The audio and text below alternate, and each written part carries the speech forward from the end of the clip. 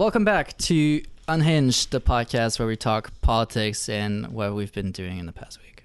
Bow, bow, bow, bow, bow. I have to do it. We don't have an air horn still. This is homophobic, Marcus. Yeah, it's a lack of, I don't know what it is. It's just us being tired of the quarter. What, the gays are too loud for you? Can't get air horns? Always. Homophobia. Strikes again. Okay, we've been out for a couple weeks just because I was mostly busy. It's Marcus's fault. Time. It's my fault. But whatever. I'm graduating this quarter, so deal with it. Thank God. Get out. So we have a very original piece today that we want to talk about, which is entitled "Sun God is Dead." Online, it's something different. It's another year, another disappointing Sun God. Oh yeah. So it's made a lot of people talk on our Facebook page because we posted yesterday. A lot of reactions. A lot of people telling Adriana to sign up for ACE. Yeah, which is funny. hilarious. And a lot of a funny little side note about that. The person who first made that comment was the person who quit as a VP Campus Affairs like 3 months in. And also mentioning the fact that a comment that Adriana made about radio was like inaccurate. Well, Adriana literally leads KZT. Yeah, it's been an interesting couple hours, 24 hours. Let's start. I mean, what is there to say? Sun God is dead. That's what's your opinion on Sun God? When was the last time you went to a Sun God? Because you didn't go to this one, did you? I stopped by my first one for 15 minutes, and then I haven't been back. Okay. 4 years ago. So was that before Sun God died, or was that No, it was. So what happened with Sun God was that 5-6 years ago someone died. Yeah. And a lot of people were sent to the different hospitals. I love drugs. And basically the hospitals were like, hey, UCSD administration, control your kids. Mm-hmm. And so the UCS administration was like, you know what? Instead of finishing the concert at 10 p.m., let's finish it at 6 p.m. Yeah. So that, at least people who get drunk are not our responsibility. They just get drunk afterwards, which is, great thinking. Super responsible. We can just start by discussing this because this is a little bit of it's been always a weird argument since I've been here where it's just moving it up means that less people get drunk and have to go to the hospital. But the thing is they base that on stats, and their stats are in between 12 and 6 p.m. that many people were found to be drunk. Mm-hmm. But that doesn't mean that people don't get drunk because of Sun God. Yeah, that just means that they're not literally on a Remac field while they're drunk. They just get drunk later or do drugs later, or before. I was drunk when I walked in. That too, but it's just It's not necessarily saying, whatever, but it's the idea that fixing the alcohol, not alcoholism, but drunkenness of the student body was as easy as moving the times up in the day is just completely stupid. And adding security. Yeah, that's just, it's just dumb. So that's the first point. On the other hand, I obviously understand that, they're trying to bring it down, but also the approaches that they're going for are less about bringing down drug and alcohol related incidents and just more about limiting their liability. They know people get drunk. It's don't hold us accountable for what you're doing on your free time, as in later on Saturday night. Mm-hmm. And Sun God used to be on a Sunday also. I mean, there's just a bunch of stuff. It used to be preferred on a Saturday. I was glad it was on a Saturday. It's all right. It used to be a whole campus wide celebration. Now it's just limited to Remac Field, and they're really angsty about people sleeping over in other dorms, which what was really interesting this year is that security has always been kind of the contentious issue, because what limits the amount of funding that they get, limits the amount of funding that they have to spend on artists that people actually want to see, is how much security that the school mandates them to have. Food and activities and things like that. All of these things can more or less be covered relatively easily, especially with sponsors, but security is such a massive cost. I remember my first year, they put security all over ERC, iHouse, and the Village. This year it was mostly just the Village, and they had some officers around ERC and iHouse, but it was not locked down. iHouse and ERC students didn't have to get wristbands like the Village people did. Village people. No drugs at the YMCA either. But I feel like it's only freshmen now. And a lot of people who live in the village are not freshmen. I don't know, but you continue. Yeah. Well, the village, is like known as being the hot spot of like maybe not necessarily 'cause partying, older but people drug. live there. Transfers, older people. Freshmen don't really have drug connections always. But Not yet. they it seems like they toned it down more in the actual like living areas, but toned it up in like actually getting in. Like I feel like I had to walk through like 4 different lines to get through 4 different or I two had that different though. security Like checks. so, my first year when I went, I was just like, damn. Yeah. Like they patted down. They were like, I was wearing boots, so they checked my boots and everything. I was just kind of like, okay, like I get it obviously, but if you're gonna like pat people down, then like no offense, but if you're gonna pat people down, then also like reject people who are obviously drunk when they come in, because a lot of people are just like walking there like can barely walk straight, and it's just like. When I was going through the metal detectors, one guy literally had a vape, and he was like, "Oh, I promise not to use it." And they're like, "Okay." And so they were just watching anyway. Yeah, that's where your money goes. That defeats the purpose. So yeah. it's very like they're very like contradictory in their thinking, where it's just Yeah. like like as long as you're not doing anything like really bad, we're gonna be okay with it. But at the Yeah. same time, like don't hold us liable for it. Yeah, it's superficial. And it's just bothering because it's like it's halfway between like on some ends they're like babying us, and on some other ends they're like you're adults, just deal with it yourselves. And it's just really confusing. It's like, are you throwing up a festival or not? And obviously this year they had an issue because the headliner Black Bear got sick and Pancreatic canceled attacks. basically last second, so they had to like throw in what was I it? liked the Roy new headliner. Woods. Right? Roy Woods, yeah. Yeah. He was better than Black Bear, I think would have been, because Black Bear is, questionable in quality, so to speak. Well, what I don't know. What's interesting is that there's this whole like transparency AS thing, and that also applies to ACE, which is AS concert and events, right? ACE concert and events. And so the whole like survey thing about like having headliners and a lot of the criticism came from the fact that Coachella was a week ago and that we can't get anyone from like anywhere close to that. Charlie XCX was in San Diego on Saturday. There were actually a few people in San Diego on Saturday. I knew some were doing concerts. Yeah, but that's the thing. Like that Yeah. was a thing. Well, I mean, so much of it comes down to like how difficult it is to book people. Yeah, sometimes. obviously we're not saying like, oh Yeah. my god, just book them. Like we understand that there's like Yeah. there's a And process and costs. it's not easy and etc. time. But it's like kind of disheartening when you see that.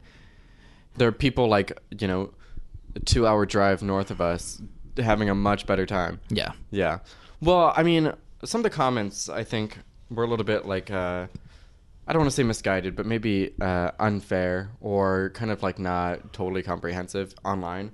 One of the comments that we always see anytime either we publish something about Sun God, Triton publishes something about Sun God, some people make posts about something about Sun God online, people always come to the defense and say, well, like it's not cool to like shit on the work that students do, and it's not cool to blame them for this, like, and that's not what this article is doing. And I feel like that's kind of like a very easy point that people always try to make, is that when we criticize Sun God, we're criticizing the people involved or something, which is like not the case. This said nothing about ACE really.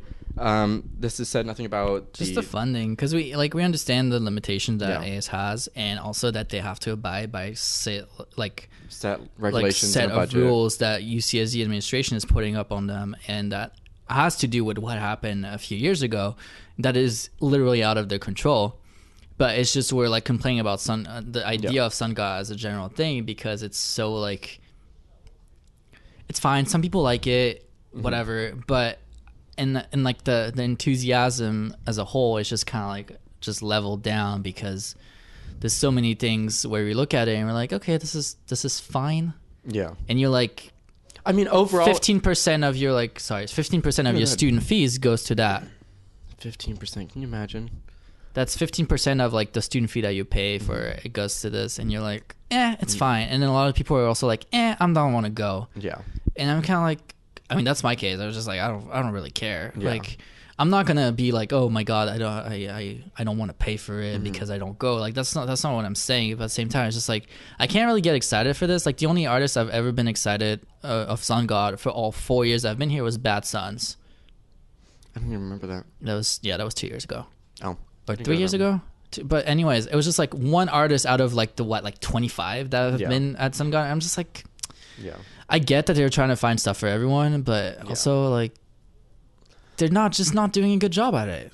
I mean, yeah, like it's like I said, it's it's hard with a limited budget, and we're not trying to blame them, but like That budget is not that limited though. They have $730,000. I'm not sure. Well, I've never seen a breakdown of the budget. Oh no, I'm not saying 730,000 to like for the headline or whatever, but that's yeah, the so entirety of the budget. Well, yeah, like a lot of people say, like so much of this budget goes to security. So I'm wondering how much of that is security, how much of it is Yeah, that's true. It's plus they get sponsorships. I don't know. I wish we could find a budget. I don't think Adriana could. No. It's difficult to kind of find things like this, and it goes with transparency as well. One of the comments online was, like there's a survey, they're open to comments, critiques, and like things like that, like talk to the committee or whatever, talk to but ACE. they're really not. That's what Adriana actively looked for information on this committee, and I have a million messages on Messenger of like, what the fuck is going on with this committee? Like, how do I find them? Where are they? What do they do? They're really not. First of all, they're really not transparent about how they work. It's like get involved in the ACE or don't get involved, basically, and that's okay if you want to work that way, fine. But then don't complain about students complaining about you in the first place. And then the second thing is like, even when you criticize them or stuff like that, they're like, oh yeah, like don't do that. It's students, and I'm like, yeah, you're handling a fucking budget. I'm gonna hold you fucking responsible for what you do if you're handling my money, because it's my money. Like I want to see it be put to good use, and if I'm not happy with it, then I'm gonna let you know. Yeah. And I understand that you can't make like 25,000 people happy. Yeah. That's fine. I get it. 25,000 people are not gonna show up to Sun God anyways, but think about it in a way that it's like doesn't necessarily mean that you just do your own thing. Yeah. Because that's not what ACE should be about, and that's not what AS should be about either. Yeah, I feel like there's a big distinction between criticizing something that a committee does and criticizing the committee. Like I was saying, there's nothing that's like personal about anyone about ACE. Nothing against the people in this committee. So it's like just because it's made by students does not mean that it's like immune to criticism, that everyone's going to be entirely that enthusiastic really bothers about it. Me. Yeah. I mean, like, none of what is said here is that too. But even like when people like comment on things, they're like, "Oh my god, like stop criticizing like AS, like how dare you?" And I'm like, "Yeah, you're just literally criticizing us for doing our job." Yeah. It's criticizing it's our students job for doing. It's our job to like literally put questions in the minds of people like, oh, could this be done better? We're not saying we have like a perfect solution or anything like that. We're just we're like, and our goal has never been to shit on AS. No, not either, but especially for Sun God, it's like, can this be made better? And like, yeah, I definitely think it can. Do I have a solution? No, I don't. I'm not like I don't have a solution, but since my first year I've been a big fan of the idea of just abolish Sun God. It is so much money. It is nearly $1 million for a concert that most people are unhappy with. Can you imagine that? How ironic is it that we like this most recent slate went on and on about basic needs, but also we spend nearly $1 million on. Oh, that's an interesting argument. Continue. Go on. A lot of talk about basic needs. We got the Basic Needs Hub this year. The slate and when we were doing interviews, every single member talked about basic needs, which is good. That's the big thing. But then we have $750,000 going to a concert that people don't even care about. Half of us don't go, and the other half are pissy about it. So just get rid of Sun God. People would obviously be very unhappy about getting rid of Sun God, but think about where $750,000 can go, and like redistributing that to students. Like, can you imagine? That's interesting. I had never thought about it that way. I like this. You should write about this. Well, I mean, every year I pitch "fuck Sun God," and no. But this is an actual like take. It's not like just get rid of Sun God. It's like get rid of Sun God to follow spend through. $750,000 on basic needs. Yeah, and why can't they do something like Hullabaloo? Why does the Indaki Resource Center only have to they only get funding every 2 years? Then you have but like Hullabaloo is like what, 150,000? Yeah, that's nothing compared to Sun God, and a lot of people are going there and actually having fun because it's like more of a thing. And that's what Adriana was kind of saying here. Like something like Hullabaloo is kind of more in line of what Adriana was talking about in this piece. Is just make it more of like a concert. You can do a big concert. You can do maybe a series of concerts, but like a big festival is a giant undertaking that just makes the whole process so convoluted. There's so much build up to something that people aren't especially happy with. So it just seems so silly to try and go for a festival. That's why she called it a knockoff Coachella, because they try and go for a Coachella vibe. Every time you go there, you see people dressing up like it's Coachella, but it's just on Remac Field.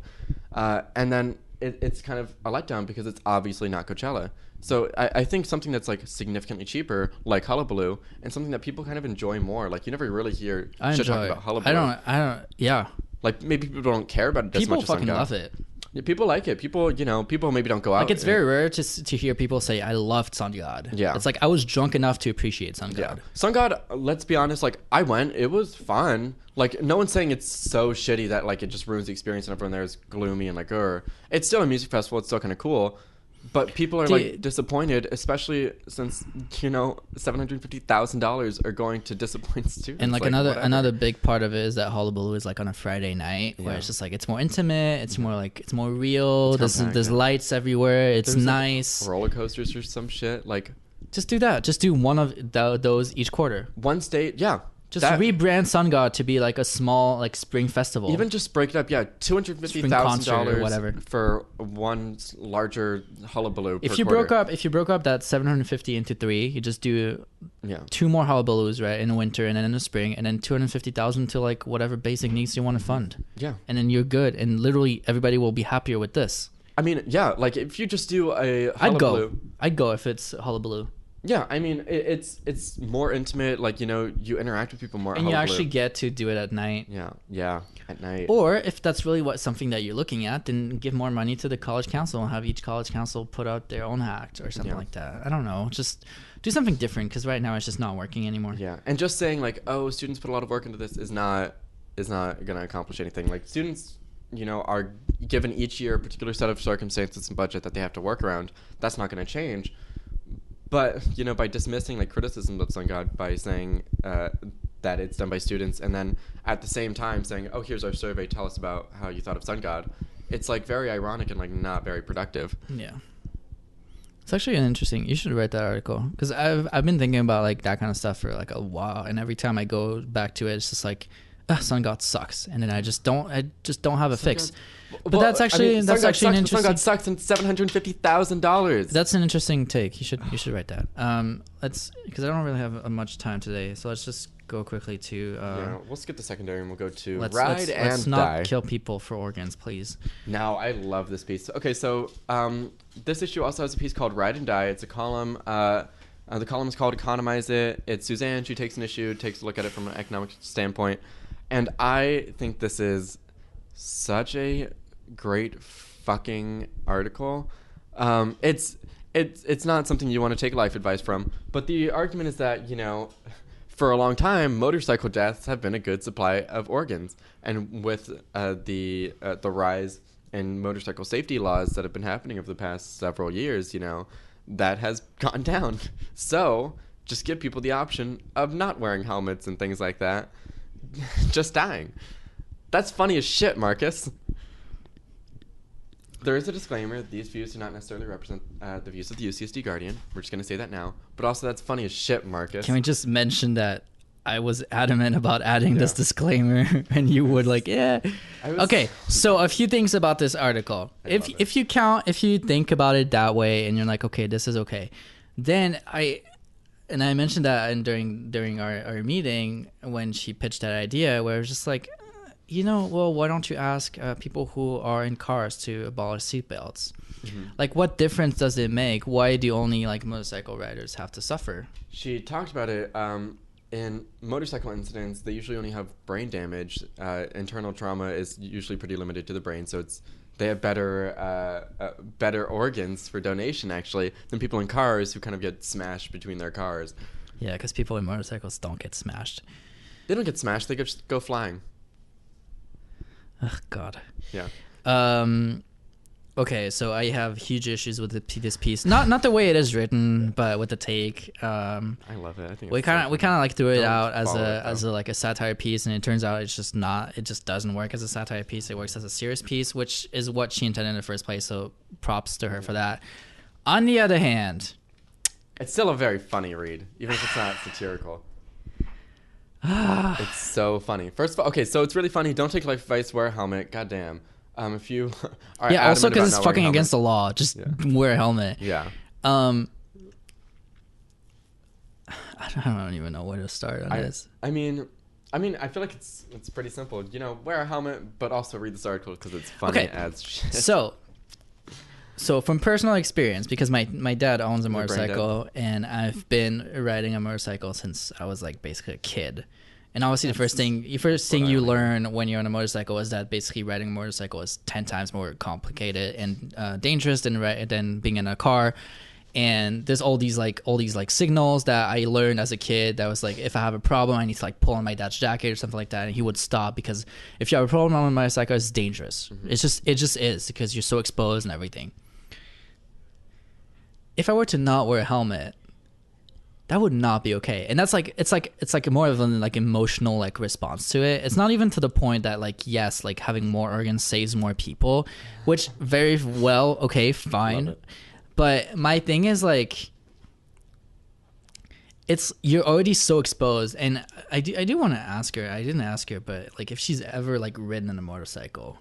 Oh man, because that's like an interesting thing, because if she hasn't, then she doesn't understand how it feels like when you're on a motorcycle and you're like not fully safe as yeah, much as and you some can people like love it. I love being on a motorcycle, but also like you do not feel safe just because a lot of people don't see you because you're in a blind spot. It's just really dangerous. Whatever speed you are, you're exposed to like weather challenges, wind usually, but also like rain, anything like really. And it's just like, it's a risk already to just go on a motorcycle. So if on top of that, you have the option to not wear a helmet, I'm just like, I don't know why people would do that. I understand that some people are like, you know, like, oh yeah, I'm so cool, I'm not going to wear a helmet. But it's so like, yeah, it's just so dangerous. It is. It's super just, dangerous. it's just like, it blows my mind that would like pop into her head. It's a great piece. Like the writing in it is just fine, and if that's her argument, then she follows through with it, and it's a good read in that sense. But just the idea of putting someone on a motorcycle without being required to wear a helmet just blows my mind, and is so wrong that I don't even want to talk about it anymore. It's like so frustrating to me. No, I do get it, but the thing about motorcycles is just it's that thrill, but you have the trade-off for that thrill is that you have to wear a helmet, and I just can't comprehend how someone would be like, yeah, no, you don't have to wear a helmet.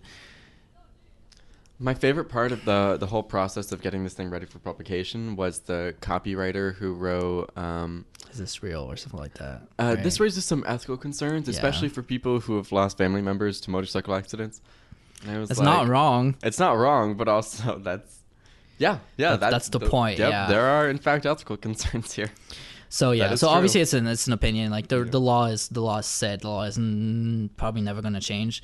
With good reason. For good reason. Yeah. So I'm okay with the piece because I'm like, I'm protected by the law in that sense. Where I'm just like, I've got my peace of mind from the fact that the law requires you to wear a helmet. But that's some fucked up thing to get some organs. And I respect it in a way, but I also like. I love it. Have you seen Repo? I'm very uncomfortable with it. What? Have you seen Repo, the rock opera? No. Okay, so the premise is that there was like some like big disease or whatever that like spread, and there was like a pandemic where people like all kind of lost some organs, and so this like big company rises to power, selling people organs. Nice. But if they don't make the payments on their organs because they're really expensive, they just come and collect them. That is awful. And that's what I was thinking of this entire time, was just like Suzanne coming from motorcycle riders and just reaching in, and like that Indiana Jones Temple of Doom scene where he's like Galima and then like reaches into his chest and pulls out his heart. I can imagine someone in like a white truck with like collector written on it, just being parked, and like sees a fucking motorcycle go by with a guy without a helmet, and it's like, this is it, and then they just follow him for like 10 kilometers until the guy crashes. Yes, kilometers. Can you? The metric system is better. Deal with it. What? Can you just say the sound from the? Yeah. Yeah. The. Say that. The. I can't say it that way. Try to say my name in French. You can't say the R either. So deal with it. That's true. Deal with it, everybody. The metric system is better. The metric system is better. Wasn't it Eisner reflected over for us where What? France is the best country. Yeah. What was that one article where it's like France has no culture anymore? France is in trouble right now. Our president is buddy with Trump. That's all you need to know. I'm out of time. I have to go back doing college stuff. Ugh, that sucks. I hate those things. God. We'll be back next week. Thank you for Have a joining little us. bit more time. Yeah.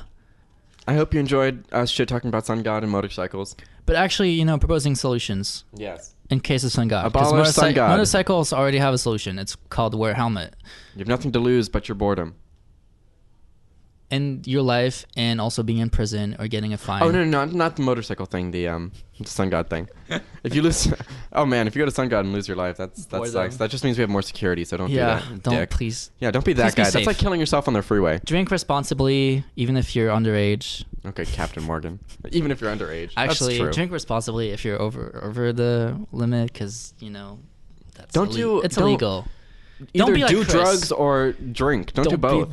Don't do both. Oh, unless it's weed. That's fine. Don't be like Chris. Shade. Well, you said you I drank. didn't do ecstasy and diet at Sun God. No, you said you drank, Yeah. and you're underage. That's all I have to say. I don't know what you mean. Come for him. I was born in 1934. How dare you? He's been hanging around the office since we were created. I will never leave. He went to college. I He own went the to college school. in the 1960s, and he stayed ever since. Yeah. We'll be back next week. All right. Goodbye.